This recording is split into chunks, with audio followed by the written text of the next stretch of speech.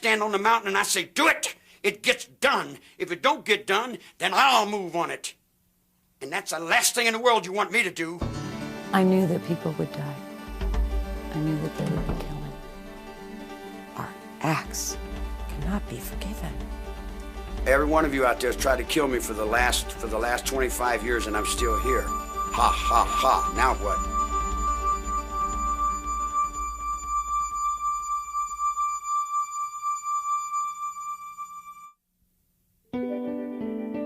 On August 9th, 1969, unknown intruders broke into the fashionable Los Angeles home of movie director Roman Polanski and his pregnant wife, the actress Sharon Tate. There, they slaughtered her and 4 others. One night later, another home was invaded, and a middle-aged grocery executive and his wife were killed with equal brutality. In 2 days, an entire city was seized by fear. But it was months before the crimes were connected. When they were, a small, bizarre character named Charles Manson was charged with provoking his apparently fanatic followers to commit the crimes. And a national obsession to understand these people began. Who was Charles Manson? As he recalls it, the pain of Manson's childhood began early. I am a street child. I'm a runaway little girl at 15 years old out of Kentucky named Kathleen Maddox. I didn't have a husband. My husband's name was Scott. And he married somebody else and went down the road, and she went to Cincinnati and had a guy named Charlie Manson. Charles Manson was born on November 12, 1934 in Cincinnati, Ohio, in Cincinnati General Hospital. His mother, Kathleen Maddox, was just 16 and unmarried when he was born. His father was a Colonel Scott who'd briefly known Kathleen. She was very, very motherly looking. She was as motherly looking as my mother was. My mother went to prison for 5 years for strong-arm robbery. Her brother had to deal a trick in off the street and put the yoke on him to get some money to eat. But when I heard she was a prostitute, it just, I couldn't believe that either. And she went to prison, and I used to visit her in the prison visiting room. His mother's absence and rejection would make a life with her a dream of Charles Manson's throughout his childhood.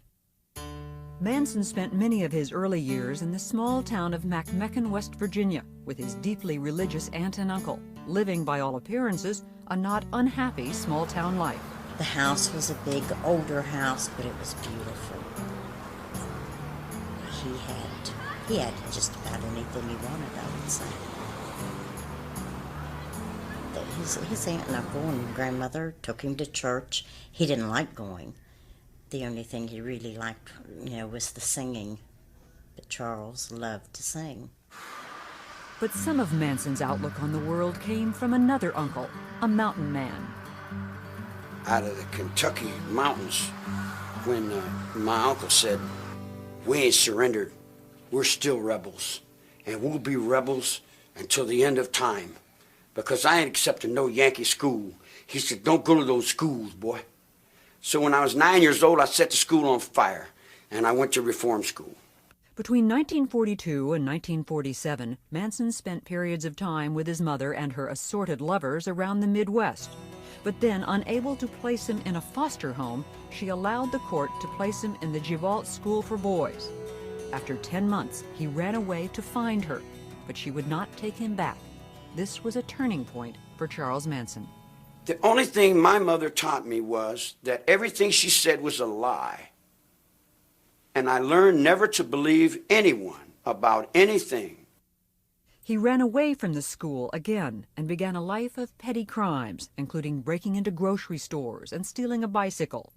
In 1949, after time in a juvenile center, he was sent to Father Flanagan's famous Boys Town. According to a 1949 article in the Indianapolis News, a dead-end kid who has lived in an emotional blind alley is happy today. He's going to Boys Town.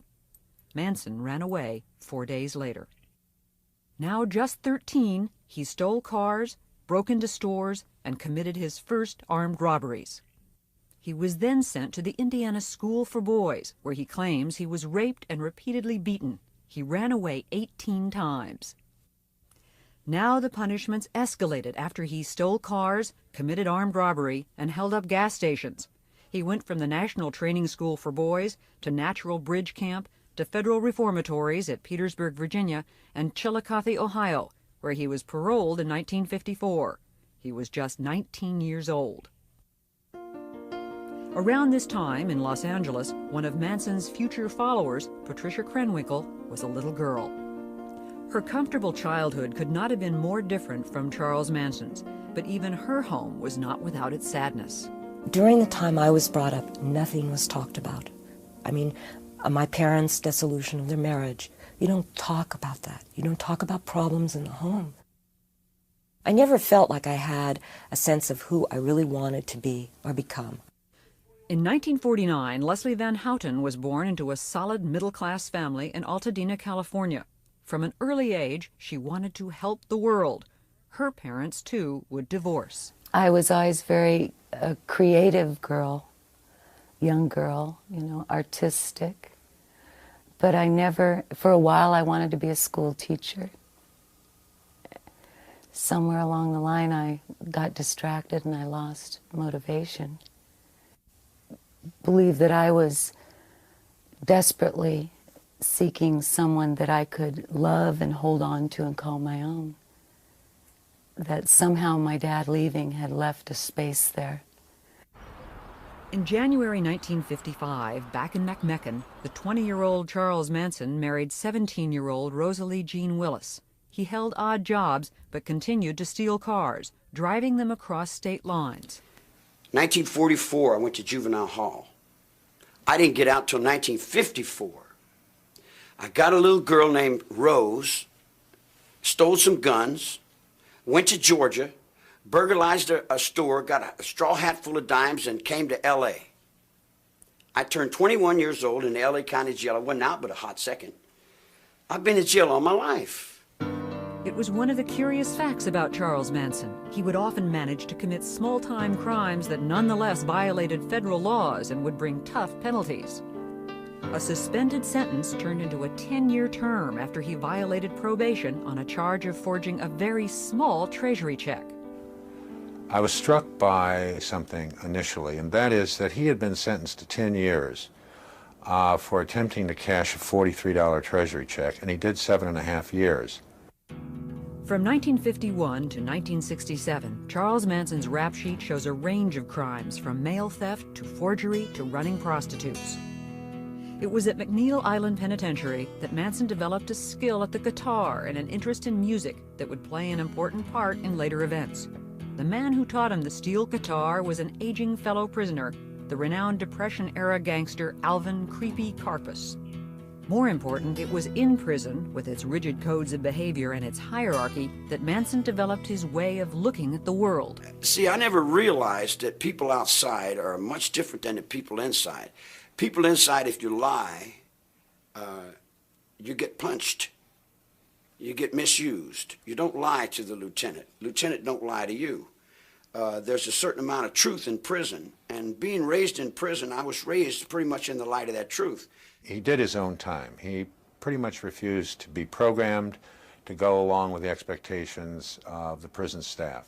He apparently spent a lot of time in his cell playing the guitar, writing music. He did attend a class, did very well in a power of positive thinking class, which I always thought was a part of his style. He was released from prison in 1967. It's been said that he asked not to be released. He'd now spent more than half of his 32 years inside, and prison was the only real home he'd ever known. What's more, Charles Manson had never known life with a real family. That would make a family of his own very appealing. Prison may have meant a life of little change for Charles Manson, but life outside was changing radically. It was a far different world now from the one he'd known before prison, and it was one where his particular skills would serve him well.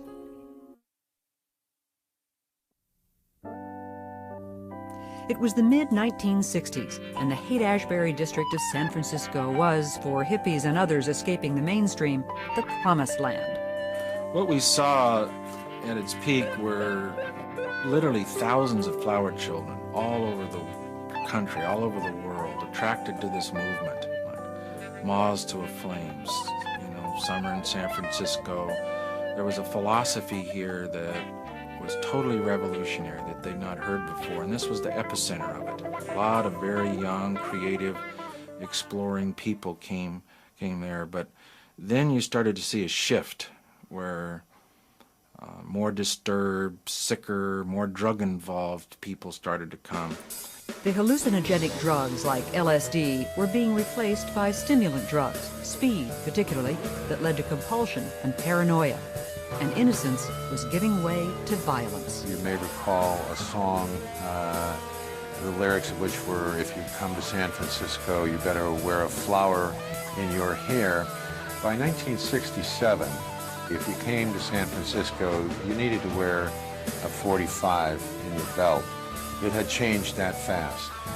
The kids were still coming from all over the United States with the same set of expectations, but the welcoming committee was very, very different. There was a brand of street theater that was hard to imagine. If we are coming up to the beatnik area, all the stores out in this area, been taken over by the beatniks, and we see them in all shapes and sizes. I think this one is a girl walking in front of us. She has a hair ribbon, but it's hard to tell. It was a scene where if you grew your hair and talked the talk, you fit in. This was the scene which Charles Manson entered on his release from prison in 1967. When he came out, he initially told me that there was nothing I could do, that that he could go back to prison. He was not afraid of it. He was not going to do parole if parole was going to be onerous. He was clearly an antisocial personality. He was superficial, he was glib, and he was very adaptable. And when I got out, all your children would come to me because they never had anybody tell them the truth. He sized up people, I think, fairly quickly and fairly accurately. I think that's a skill you learn in prisons. He said, so your father just kicked you out of the house. And that started it. Lynette Squeaky Frome joined up with Manson early on. It was easy to talk to him. And we talked on a number of levels. His mind intrigued me. Charlie was what he needed to be at any given time. Pat Krenwinkel was another early member of Manson's growing family. I met Charlie when I was living at the beach with my sister, and she came home and said to go down to a friend's house, which I did, and Charlie was there, and he was playing the guitar. And so I was introduced to him there. And that night, we slept together, and I felt really loved by him almost immediately, mostly because I think at that point I was really desperate for someone to care. When we made love, all I remember is just crying and crying to this man. I mean, it was like, because he said, oh, you're beautiful. I couldn't believe that. I just started crying. Manson's family grew to include men. One of them was the young All-American Texan, Charles Tex Watson. Charlie used sex for, number one, when people would come and he wanted power over them, men, he would offer them whatever women he had. And he had certain women he always put out front, which he called his front street girls.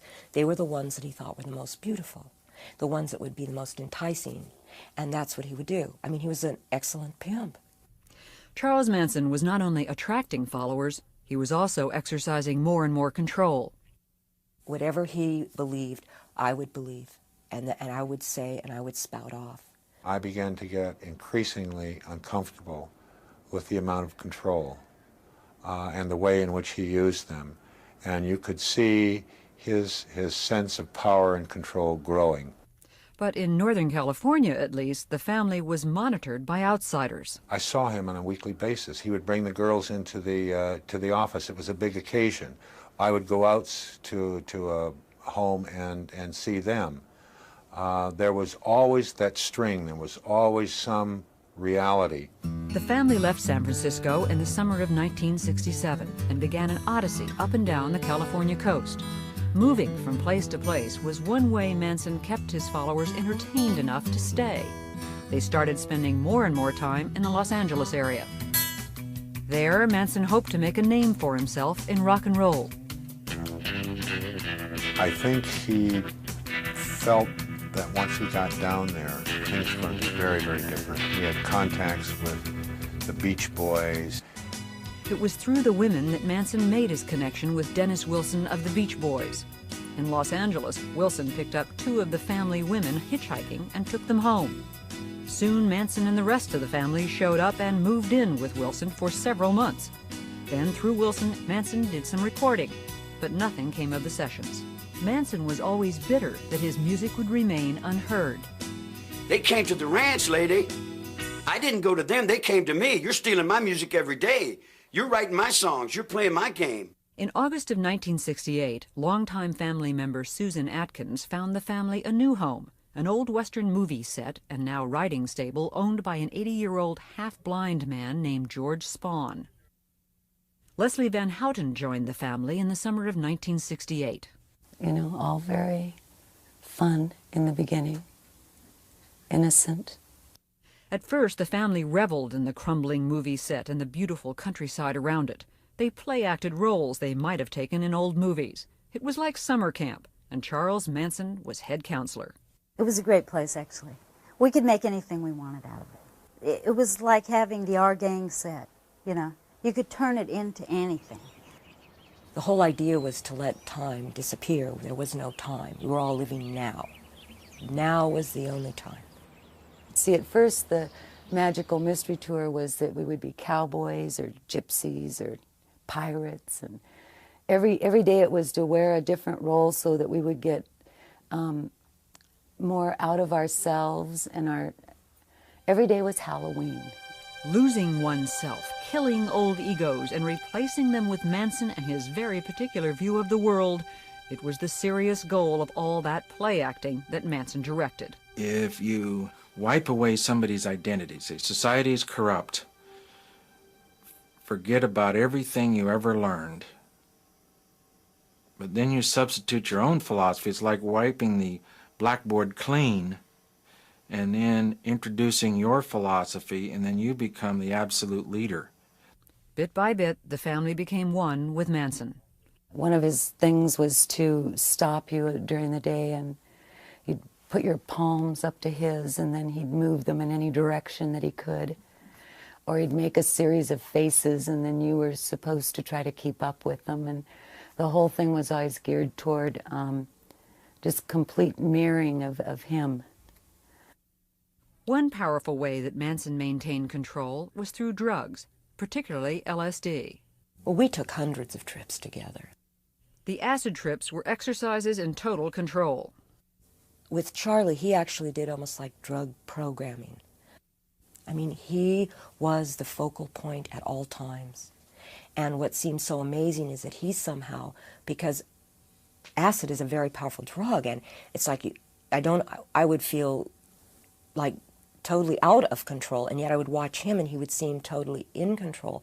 One of the things, when I look back, I realize I didn't always see him take acid. I don't think he did.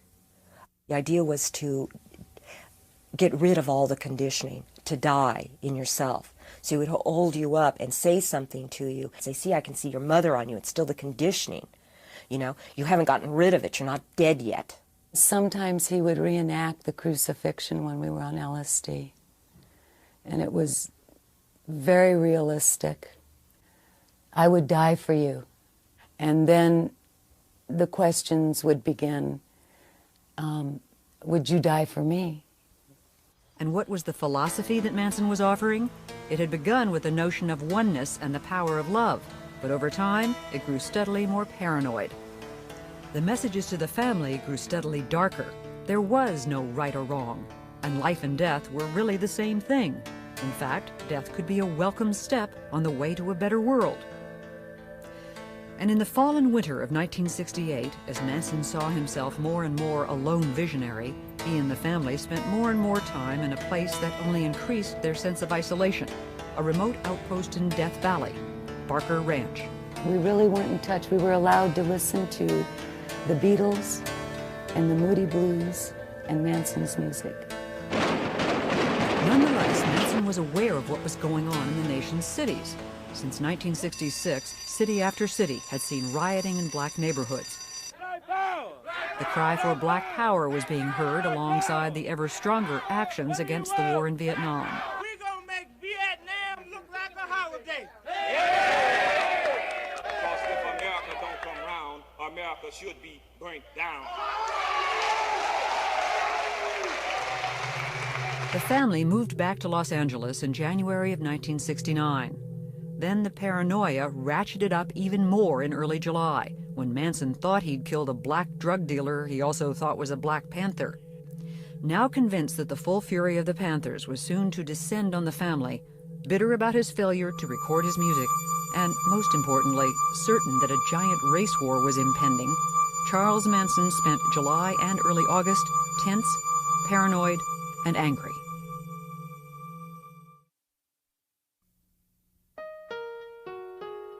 On the night of August 9th, 1969, at a house on Cielo Drive in Los Angeles, the actress Sharon Tate, wife of movie director Roman Polanski and 8 months pregnant, was at home with her friends, the hairstylist Jay Sebring, coffee heiress Abigail Folger, and Roman's friend Wojtek Frykowski.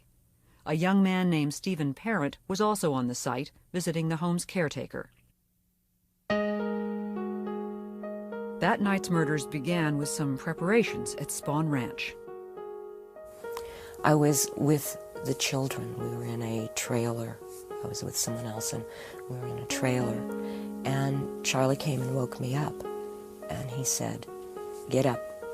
I want you to go somewhere." He said, "Get in the car." And I was in the car with Tex and Linda Kasabian and Susan Atkins. And he said, "Do everything the Tex says." And we were off. Tex Watson went onto the property first. When he came upon Stephen Parent in his car, he shot him 4 times. We heard gunshots. He came back and told us to come with him, and we followed. Trying to get into the house, he eventually, I think he went through a window or something, returned to a front door and allowed the rest of us to enter.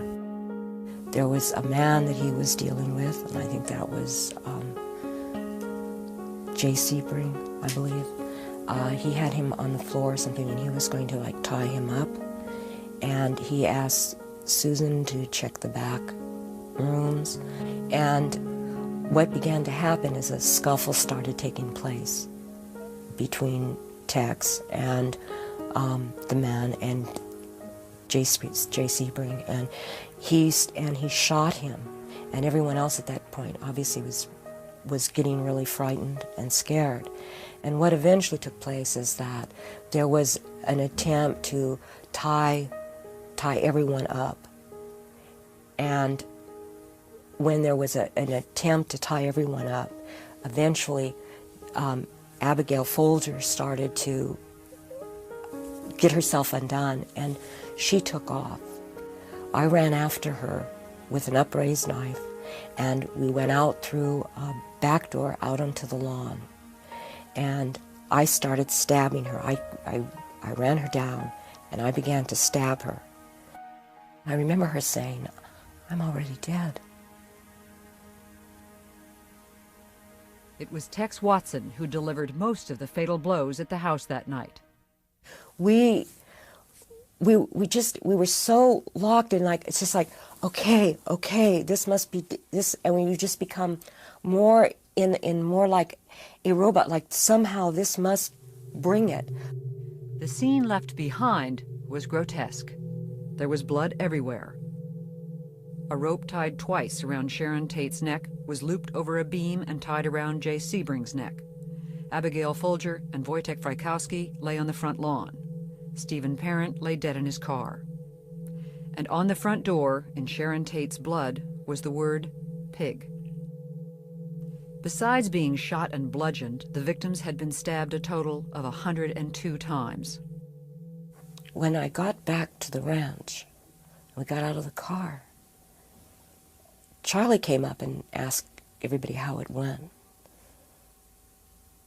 But that was the first time I looked at him and I said, Charlie, they were so young. And he just said, go with Tex. The next night, another attack. This time, it was at the home of grocery company executive Lino LaBianca and his wife Rosemary in a very different section of Los Angeles. Manson knew the house because he'd attended a party at a neighboring home in the past. Along this second night would be Leslie Van Houten, anxious to prove her loyalty to Manson. I knew that people would die. I knew that there would be killing. Manson, Van Houten, Krenwinkel, Watson, Atkins, and Linda Kasabian drove around for a while before they stopped at the LaBianca house. Manson went inside, tied up the LaBiancas, and then left. Pat had a knife, and I tried to hold Mrs. LaBianca down, and I couldn't do it. And Pat went to stab her, and she couldn't do it. Leslie was still trying to hold her because she was struggling, and I went and got Tex. And Tex went into the bedroom, and I stood in the hallway, and I looked into an empty room in the den, and I just stayed there, and I didn't move. And I have no sound memory of Mrs. LaBianca dying. All I remember is staring into that room. And then Tex turned me around and handed me the knife, and he said, do something. Because Manson had told him to make sure that all of us got our hands dirty. And I stabbed Mrs. LaBianca in the lower back about 16 times. The scene at the LaBiancas was no less macabre than that at the Tate house. A carving fork protruded from Lino LaBianca's stomach, a knife protruded from his throat, and the word war was carved in his flesh. Mrs. LaBianca was in the bedroom, her head covered by a pillowcase with a lamp cord tied around her neck. And on the walls, written in their blood, were the words, "Death to pigs," and "Rise," and on the refrigerator door, the words, "Helter Skelter."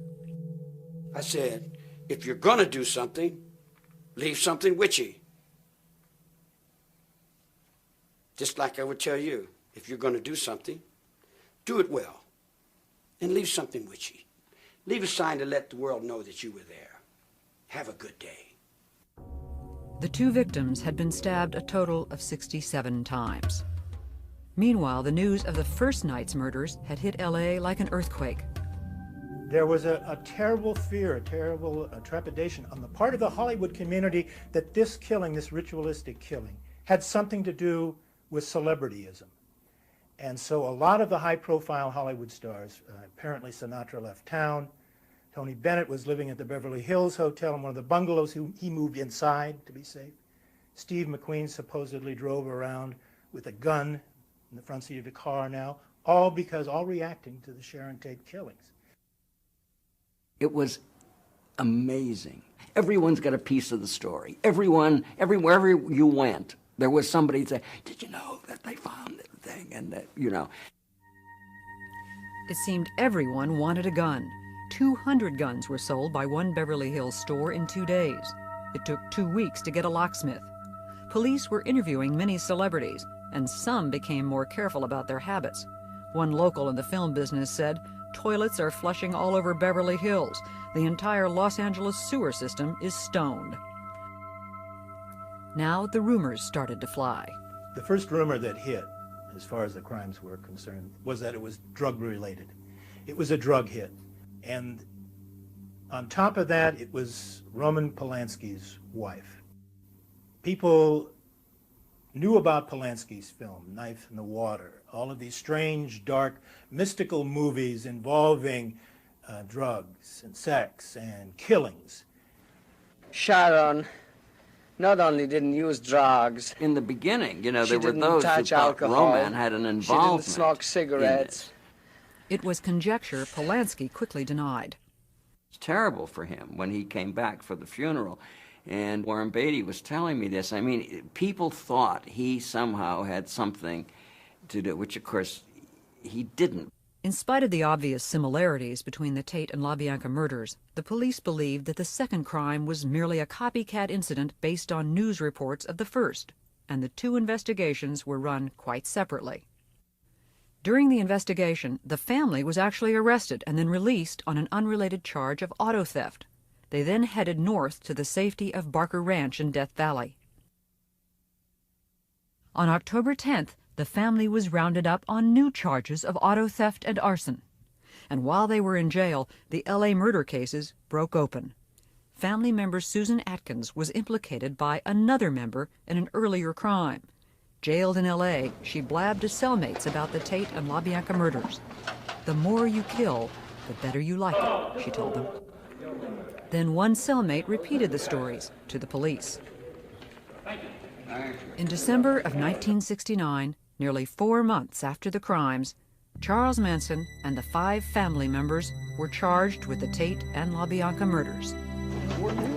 What some called the crime of the century would now move on to a trial that would mesmerize the city.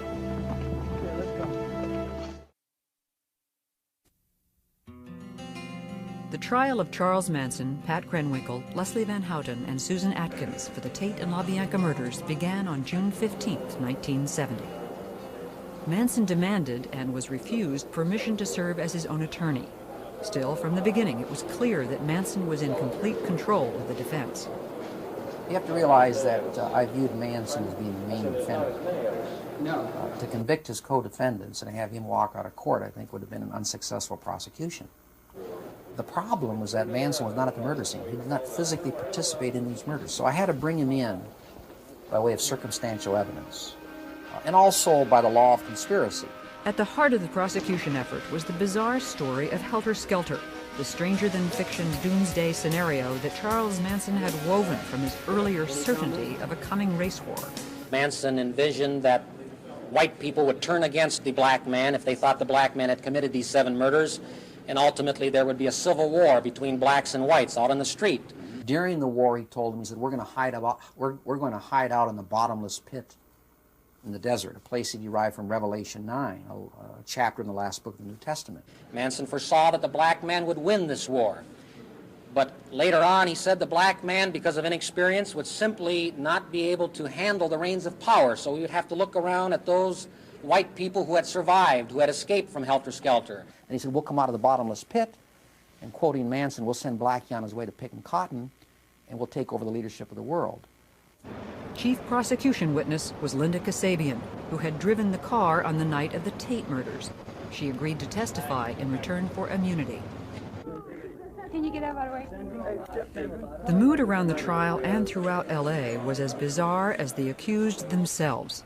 It may be more than 6 months before the Tate case finally goes to trial here at the Hall of Justice, but Hollywood isn't waiting. 2 movies about the mass murders already are in the works. One producer said his film will concentrate on the hippie clan charged with murder and explain on the screen why they might have done it. Day after day, Manson would come into court and by turns intimidate and amuse. He was playing the people. He was playing to the courtroom. He was playing to the press. We had quite a few staring sessions. He was always staring at people. You know, he'd stare at the jury, and they would turn away. He'd turn around and stare at spectators. During the trial, as in their lives before, the 3 women took all their instructions from Manson. The entire proceedings were scripted by Charlie. Every day we'd meet, and he'd decide, well, today I want you each to stand up and hold your hands in some stupid symbols. You're going to get up and scream. You know, each day was scripted, and on that day we proceeded through the events. With Manson, he believed that everything we did was creating some picture that was going to go out in the universe and somehow change it towards his, bend it towards his will. The daily march of Van Houten, Atkins, and Krenwinkel, smiling and singing, was unnerving to anyone who saw it on the news. The song they were singing was one that Manson had written.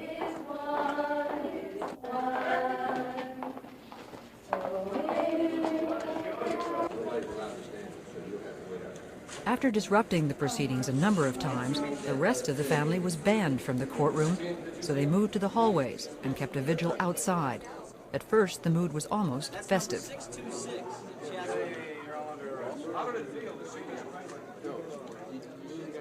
We saw them every day. You know, come on, Squeaky, you can't really be serious about that, you know. And we would banter back and forth, and so there was a joviality. But continuing to shock the courtroom, Manson carved an X into his forehead in late July to symbolize his removal from society. The following weekend, the 3 girls followed suit. National attention on the trial included unwelcome notice from the highest level. President Richard Nixon spoke of Charles Manson in a speech on August 3rd. Here is a man who was guilty, directly or indirectly, of 8 murders without reason. Here is a man yet who, as far as the coverage was concerned, appeared to be rather a glamorous figure. And the next day, a smiling Charles Manson held the headline up to the jury as the defense demanded a mistrial. It was denied in spite of the defense team's best efforts. If the President of the United States says somebody's guilty, what recourse do you have? You answer the question. Inside the courtroom, the most dramatic moment occurred on October 5th, 1970, when Manson lunged 10 feet towards the judge. He was restrained, and the trial continued. On November 16th, the prosecution rested, and the defense then rested, without calling a single witness. Struggles with Manson and changes in the defense team were constant, but there was still alarm when defense lawyer Ronald Hughes did not show up in court. His body was later discovered in a wilderness area. With his guilt, is pointing his finger at the pitiable little Charles Manson, guilty or innocent. What legal alternatives are on January 25th, 1971, after 9 days of deliberation, the jury found each defendant guilty of conspiracy to commit murder and murder in the first degree. In a separate trial, Tex Watson was also found guilty and sentenced to death. In the penalty phase of the trial, the women did testify and tried to exonerate Manson. And now the instructions from Manson were changing. One of the things that Charlie always promoted about himself was, I don't lie. And all of a sudden he was asking every one of us to lie on a daily basis about something. Oh, say this, say that. And we're going, but I didn't do that. And it was like, you lie, a god lies. On March 29th, the jury called for the death penalty for all 4 defendants, a finding the judge then upheld. In protest, the women shaved their heads. Before that clerk reads that verdict, you don't know what he's going to say, life or death. It's a very tense, suspenseful moment. And I looked over at Manson, and his hands were trembling. Now here's someone who always spoke about the beauty of death. He was always telling everyone, death is a beautiful thing, and maybe when we kill these people, we're doing them a favor, and they don't even realize it. But I was with him for 9.5 months, and he fought very hard for his own life, see? So that was just pure hypocrisy on his part. The defendants faced the death penalty now. To at least one of them, it was a kind of relief. I was more than willing to go to the gas chamber. I didn't fear it. The death penalty for me at the time seemed, it almost justified my not having to deal with what I had done. It was the eye for an eye. They're going to kill me. I don't have to deal with it. And then, in 1972, the Supreme Court overturned the death penalty. Death sentences were commuted to terms of life imprisonment. In the case of Charles Manson, there was a certain irony involved. In fact, he told me after the trial, Bugliosi says, you know, you haven't achieved anything here, he said. All you've done is send me back to where I came from. But I said, well, yeah, Charlie, that's true, but as far as I know, you've never been in the green room before. The green room is a reference to San Quentin gas chamber.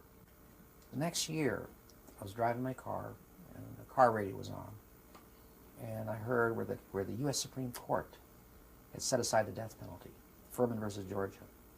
And the very first thought that came into my mind is that what Manson had told me at the end of the trial was true.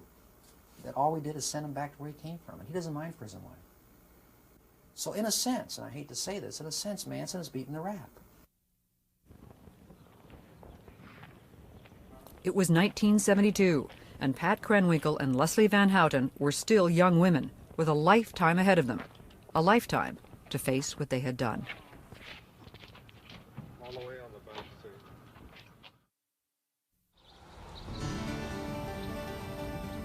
More than 25 years after the murders at the Tate and LaBianca homes, Charles Manson, Patricia Krenwinkel, Leslie Van Houten, Susan Atkins, and Tex Watson are all still in prison serving life terms.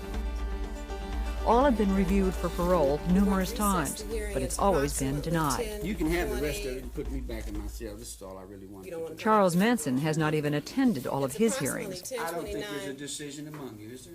Now Charles Manson is over 60 years old, and Tex Watson and the women are in their mid-40s. It's not easy.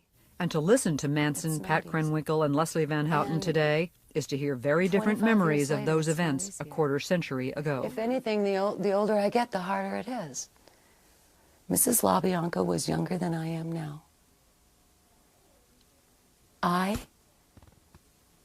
took away all that life. I see blood in here every day. Every day someone's getting shot, someone's getting cut, someone's getting beat. I've lived in that all my life, woman. That don't wrinkle up my forehead. You can pile 100 dead bodies up in front of my cell and it don't set me to do nothing. Every day I wake up and know that I'm a destroyer of the most precious thing, which is life. And living with that is the most difficult thing of all. And I do that because that's what I deserve, is to wake up every morning and know that. You know, it didn't happen overnight. He spent a lot of time taking middle-class girls and remolding them. I never broke nobody's will. I never told anybody to do anything other than what they wanted to do. Oh, Charlie's just absolutely lying. There wasn't one thing done that was even allowed to be done without his expressed permission. Wait a minute. I said, you do what's best for you. You do what you feel is right. You do what you think is right. Now, whatever you think is right, it's got to be right. All I'm doing is I'm walking with you, I'm walking in line with you, and I'm holding the line with you. What you do is up to you. It's got nothing to do with me. You know, I take offense to the fact that 25 years later Manson doesn't own up to his share in this. I take offense to that. I take responsibility for my part. And part of my responsibility was helping create him. Every once in a while I get letters from children. And they seem to think that what we did is all right. There is nothing that we did that is all right. Nothing. He was not Jesus Christ or Satan.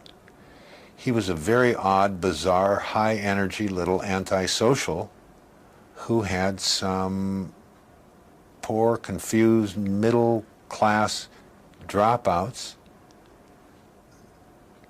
who decided to follow him. And he got into a situation where he had enormous power over these people, and he pulled it all together into this incoherent, hateful kind of plan. And there was no one there to say, Charlie, girls, this is crazy.